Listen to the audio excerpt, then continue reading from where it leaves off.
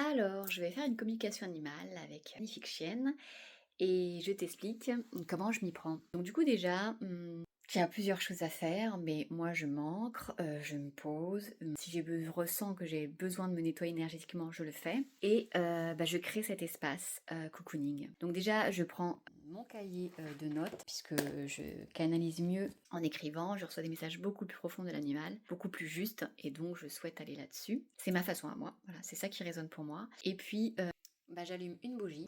Je m'écoute toujours. Si je ressens le besoin de mettre de l'encens, je le fais. Si je ressens pas le besoin, je ne le fais pas. Et j'appelle toujours ma team de l'invisible, mes guides. Je demande du coup, moi en l'occurrence, à mes guides de m'accompagner. Je demande à l'univers, à mes animaux totems également, mes esprits guides animaliers.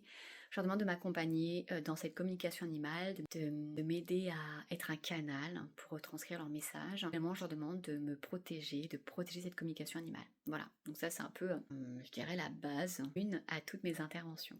Et puis je vais communiquer. Et finalement, j'ai eu envie d'allumer de l'encens, donc je me suis écoutée. Pas de stress. Il n'y a pas de choses mal faites ou de choses bien faites. Tout ce qui est juste, c'est ce que toi tu ressens au fond de toi. Là, je demande à mes guides de m'accompagner dans cette communication animale que je vais faire.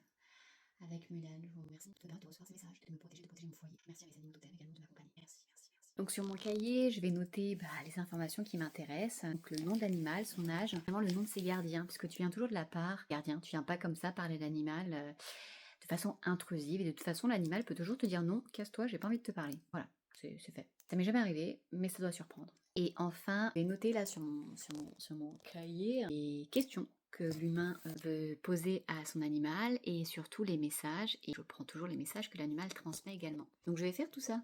Donc j'ai terminé la communication avec Mulan et donc voilà, donc j'ai écrit très mal, mais j'ai écrit du coup sur mon cahier les messages que transmettaient les humains à cette chienne. Je vais expliquer tout ça. Elle m'a passé aussi des messages. J'ai pu percevoir du coup sa personnalité, sa couleur, son identité. C'est toujours un cadeau précieux. Tu vois, donc là je suis en fin de communication et donc je fais toujours le même rituel à chaque fois. C'est que pour éteindre la bougie, juste avant, je te pose là avec moi, ne bouge pas. Voilà. Juste avant, en fait, voilà, je remercie, donc j'ai éteint mon encens avant, et je remercie toujours mes guides, je remercie l'univers, je remercie mes esprits guides qui m'ont accompagné pendant cette communication, qui m'ont aidé à recevoir message, là en l'occurrence de Mulan, et voilà, j'en suis infiniment reconnaissant, et je remercie aussi mes animaux totems, et voilà, je dis 3 fois merci, merci, merci, et j'éteins ma bougie pour symboliser la fin de cet espace sacré. Voilà.